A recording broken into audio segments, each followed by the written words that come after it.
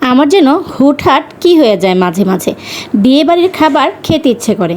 সচরাচর তো সবসময় বিয়েবাড়ি যাওয়া হয় না, তাই হয়তো এরকমটা হয়। তো আমার আজকে খেতে ইচ্ছে করছে মোরগ পোলাও। বিয়েবাড়িতে যেমন সাদা একদম মোরগ পোলাওটা থাকে, সেই রকম মোরগ পোলাও খেতে ইচ্ছে করছে। খেতে যখন ইচ্ছে করছে রান্না তো করতেই হবে, তাই চলে গেলাম কিচেনে। আর কিচেনে যেই আমি প্রথমে একটা প্যান বসিয়ে দিলাম, আর সেখানে অনেকগুলো তেল নিয়ে নিলাম, আর সাথে নিয়ে নিলাম অনেকগুলো পেঁয়াজ কুচি। আমি সব কিছু আগে থেকেই রেডি করে রেখেছি, তাই প্রথমেই পেঁয়াজ কুচি দিয়ে এগুলোকে আমি বেরেস্তা করতে দিয়ে দিব।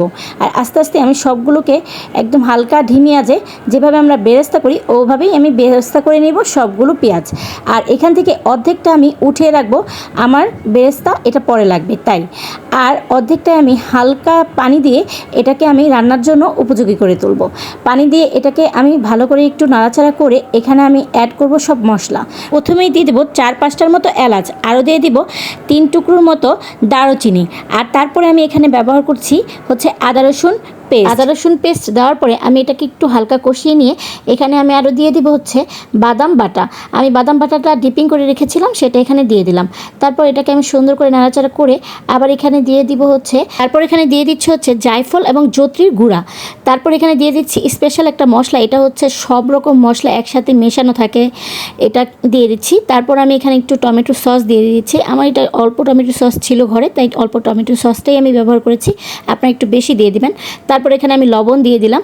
লবণ দেওয়ার পর আমি ভালো করে এটা কষিয়ে নিয়েছি। তারপর এখানে দিয়ে দিলাম আমার যে মুরগির পিসগুলো। মোরগ পোলাওতে বেসিক্যালি 4 টুকরো করে থাকে মুরগির, যে আমাদের থাই থাকে এবং লেগ পিসগুলো হচ্ছে 4 টুকরা থাকে একটা মুরগিকে।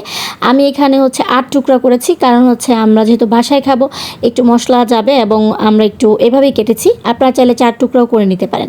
তারপর এগুলোকে আমি সুন্দর করে সবগুলোকে দিয়ে ভালো করে একদম কষিয়ে নিয়েছি। আর তারপর এখানে আমি কিন্তু দিয়ে দিয়েছি একটু গোলমরিচের গুঁড়া এবং সাথে দিয়ে দিয়েছি হচ্ছে, এখানে আমি অনেকগুলো কাঁচামরিচ ব্যবহার করেছি। আর তারপরে এটাকে আমি একদম ভালো করে কষিয়ে নেব। কষাতে কষাতে যখন উপরে তেল উঠে আসবে তখন আমি এখানে দিয়ে দিব হচ্ছে একটু ঘি। এটা মুরগির জন্য আমি এখানে ঘি দিচ্ছি, যেন মুরগিটার ভিতর থেকেও একটা সুন্দর ঘিয়ের ফ্লেভার আসে। তারপর এটাকে আমি ভালো করে কষিয়ে নিয়ে এখানে আমি আমার যে চিনি গুঁড়া পোলার চালটা আছে সেটা ব্যবহার করেছি। মোরগ পোলাওতে বেশিরভাগ বাংলাদেশে কিন্তু আমাদের চিনি গুঁড়া পোলার চালটাই থাকে, সেটা আমি ব্যবহার করেছি। এখানে সুন্দর করে সবগুলোকে দিয়ে আমি ভাজা ভাজা করে নিলাম। আর যখন একদম হালকা হয়ে আসছে আমার যে পোলার চালগুলো, তখন এখানে আমি গরম পানি ব্যবহার করেছি। আমার পরিমাণ মতো আমি গরম পানি ব্যবহার করেছি। 1 কেজিতে আমি 1.5 কেজি পানি ব্যবহার করেছি। আর আমি আরেকটু বেশি দিয়েছিলাম, যেহেতু মোরগ পোলাও একটু ভালো করে একটু আঠালো হলে ভালো হয়। তো আমি এখানে সুন্দর করে দিয়ে এটাকে পরিমাণ মতো লবণ দিয়ে দিলাম। আমার যে চালের লবণটা লাগবে সেখানে আমি দিয়ে আমি আস্ত কতগুলো কাঁচামরিচ দিয়ে দিলাম। এটাকে দিয়ে ভালো করে নাড়াচাড়া দিয়ে আমি কিন্তু ঢাকা দিয়ে দিয়েছি।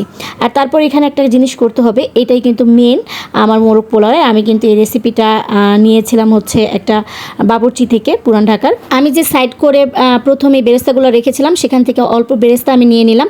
আর নিয়ে নিলাম হচ্ছে এখানে অনেকগুলো গুঁড়া দুধ। তারপরে হচ্ছে এখানে দিয়ে দিলাম হচ্ছে একটু চিনি। তারপর এগুলোকে হাত মেশ করে নিয়ে আমি এটা আমার মোরগ পোলাও দিয়ে দিচ্ছি। তারপর এটাকে আমি ভালো করে একটু নাড়াচাড়া করে এটাকে ঢাকা দিয়ে দিলাম। তারপরে উপর থেকে আবার আমি ঘি দিয়ে দিলাম। ঘি দেওয়ার পর এটাকে আমি ভালো করে একদম এবার ভালো করে নাড়াচাড়া করে আমি আর কিন্তু নাড়াচাড়া করব না, এটাকে আমি দমে দিয়ে দিলাম। তো আমি যখন দেখলাম যে এটা আমি দমে দিচ্ছি, তখন আমার কেন যেন মনে হচ্ছিল যে আমার এটা একটু নাড়াচাড়া করতে কষ্ট হচ্ছে, মানে আমার ছোটো হয়ে গেছে আমার পাত্রটা। তারপর হচ্ছে আমার যেটা একটু কমফোর্টেবল হয়, আমার এই পাত্রটা আমার খুব কমফোর্টেবল হয় রান্না করতে। তো আমি এটার ভিতরে ট্রান্সফার করে নিলাম এবং ট্রান্সফার করার পর আমি আবার দমে দিয়ে দিলাম। দমে দেওয়ার পর আমার মোরগ পোলাও একদম রেডি। আমি দম থেকে উঠিয়ে দেখতেছি একদম পারফেক্টভাবে ফুটে গেছে এবং একদম দেখতে এবং খেতে পুরোপুরি হচ্ছে একদম বিয়েবাড়ির মোরগ পোলাওর মতো গ্রান এবং সব কিছু হয়েছিল এটার ভিতরে। তো আপনারা কিন্তু চাইলে এভাবে মোরগ পোলাও বাসায়ও তৈরি করতে পারেন পরিবারের সাথে।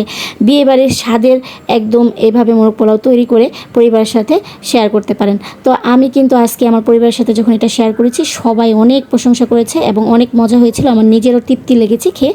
তো আপনারা চাইলে এভাবে বানাতে পারেন। আর আমাকে কিন্তু অবশ্যই একটা ফলো দিবেন এবং আমার ভিডিওগুলো ভালো লাগলে লাইক কমেন্ট শেয়ার করবেন। আজকের মতো বিদায় নিচ্ছি, ভালো থাকবেন।